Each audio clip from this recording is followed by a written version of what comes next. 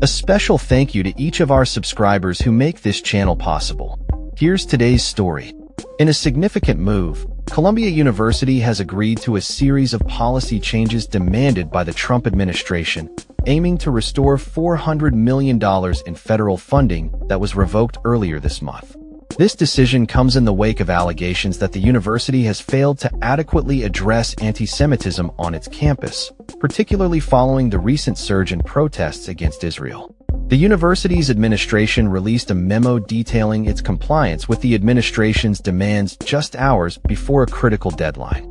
Among the measures outlined are a ban on face masks on campus to prevent concealment of identity, the empowerment of campus security officers to arrest individuals, and the reassignment of control over the Middle East Department to a senior vice provost. This move is being closely monitored by other universities facing similar scrutiny from the Trump administration over their handling of civil rights issues.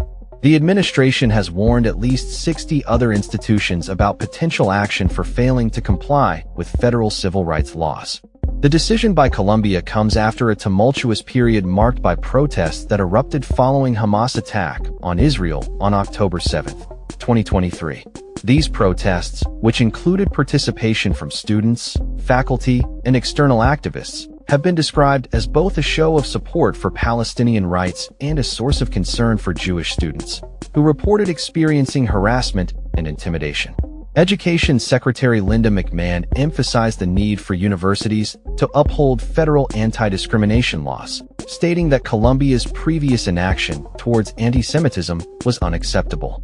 The university's interim president, Katrina Armstrong, defended the institution, highlighting the efforts made to address the challenges faced by students while expressing confidence in Columbia's resilience.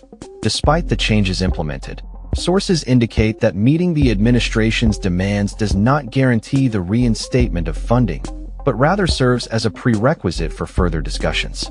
As the situation unfolds, it remains to be seen how these new policies will impact campus dynamics and the broader discourse surrounding free speech and civil rights in academic environments.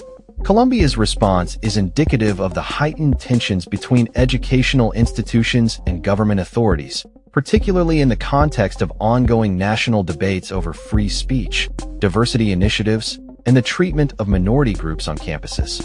The university's actions may set a precedent for how other institutions navigate similar pressures in the future, as they strive to balance the need for open dialogue with the imperative to protect all students from harassment and discrimination. The recent developments at Columbia University reflect a broader trend in higher education, where institutions are increasingly finding themselves at the intersection of political activism and government accountability.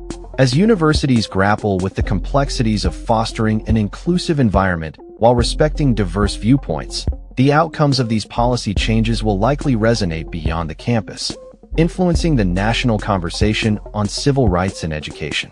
That's all for this story. We upload videos every day covering many different subjects, so hit that subscribe button to stay informed. Thanks for watching.